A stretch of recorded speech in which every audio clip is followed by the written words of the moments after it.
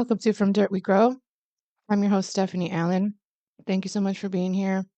I I'm going back to my roots here, as they say, and there's no guest today. So, real quick before we get into it, please just listen to the word. It's short and sweet today. I just want to get straight to the point and just explain my what my goal is interviewing all these different candidates lately and use my platform to do so. But please listen and don't forget, if you would, it would be greatly appreciated if you sub, if you have not already, follow, like, and share, and just keep an open mind as you listen. I appreciate every one of you for being here, and let's get into it.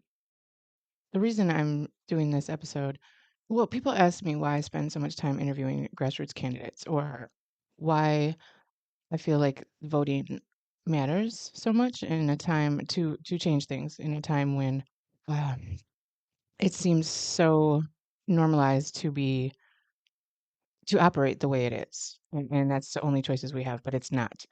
So the answer to that is simple. We're told that we only have two choices. We're told that the biggest donors, the biggest party backing, the biggest media coverage are the ones that are the only viable options. That's not democracy. That is gatekeeping. If we look back, every major change in history started with people who weren't supposed to win, people who challenged the status quo, people who asked why our government seems to work so well for corporations, lobbyists, wealthy donors, but not for everyday Americans. The reason grassroots candidates matter so much is because they aren't starting with millions of dollars from special interests, which means they're not working for the millions of dollars from these special interest groups. They're starting with an idea, a mission, and a belief that government should answer to the people who elect it. Now, whether you agree with every candidate that I interview is not the point, because I don't even agree with every candidate that I interview as far as every policy or ideal that they have. The point is that you get to hear voices that the system not only ignores, but actively suppresses. These are the voices that challenge policies, that challenge corruption, and challenge the idea that nothing can ever change because it's not true. It's simply not true.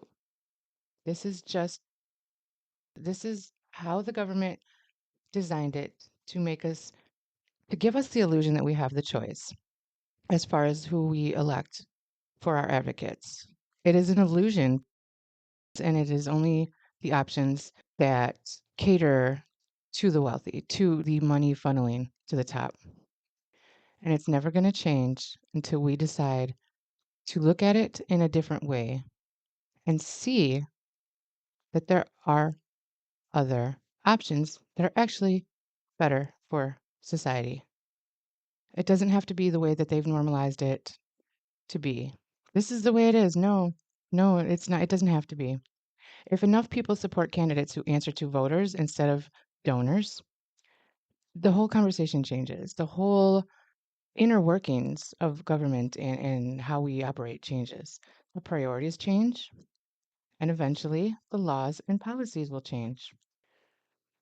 So that's why I do this. Not to tell you who to vote for, not to tell you what to think, but to make sure that you know that there are options, because an informed public is far more powerful than a controlled one.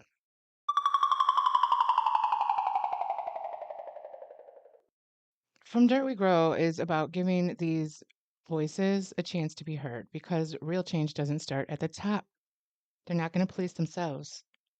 It starts from the ground up, from the roots, from the dirt. So whether you're left, right, independent, green, blue, angry, exhausted, I challenge you to do one thing.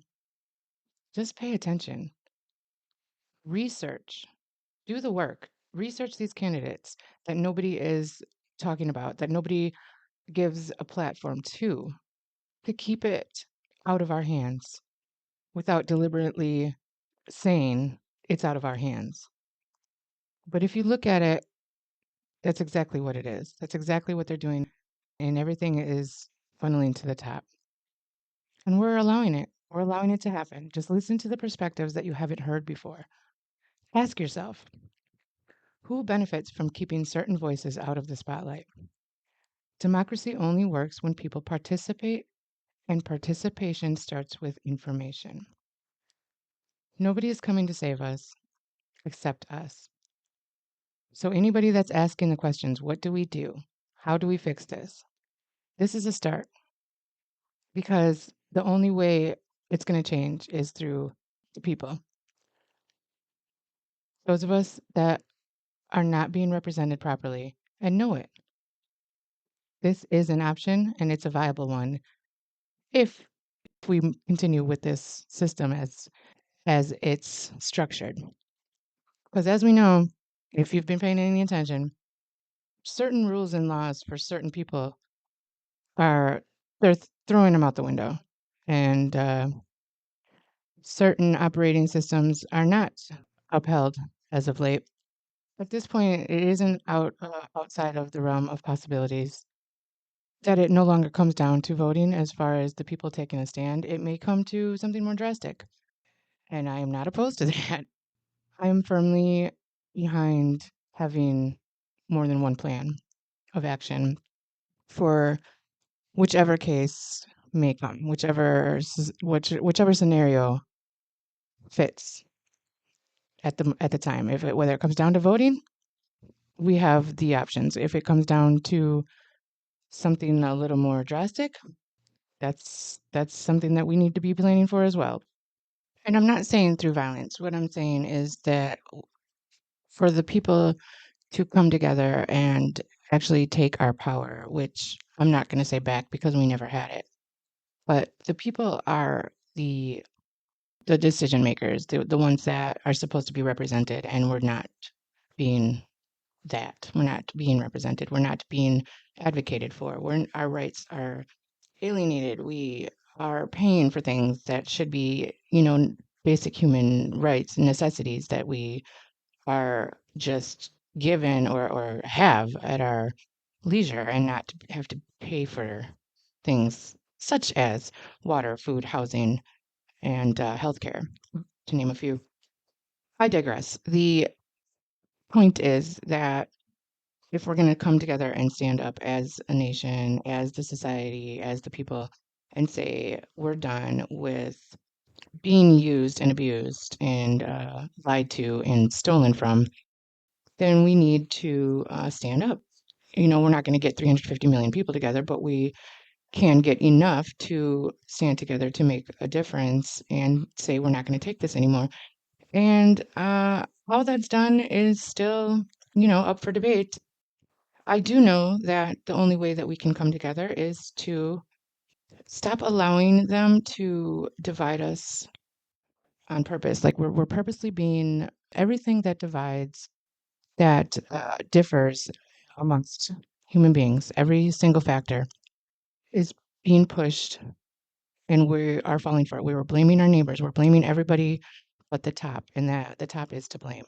So if we can see how they're manipulating us in that fashion, this person's to blame, that person's evil, that person, this group.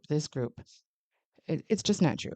They are doing that to take the heat off of them and keep us worried about fighting each other amongst ourselves rather than pointing the fingers at the true culprits, and that is the government. And once we all see that, or once enough of us see that, then we can come together and stand up and say, we're not going to take this abuse anymore. And whichever comes first, whether it be through voting or through the people standing up, I am for either one because not you got to have a plan B.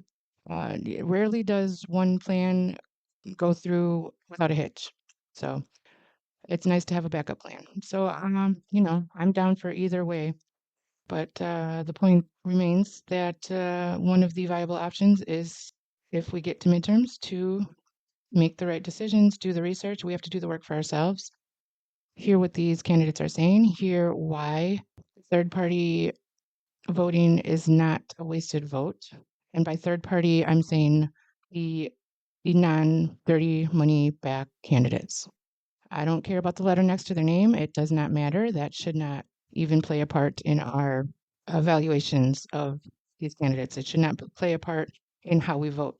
What should play a part is whether or not they are dirty money funded. Point blank, period. So thank you for listening. I hope you do the research. I hope you listen to the episodes. I hope you find these candidates in your area and start local. Let's filter out Congress. Let's filter out the old and dirty money, and let's get fresh minds, fresh ideas, and fresh policies in place that work for the people. I will see you next week right here on From Dirt We Grow. Thank you.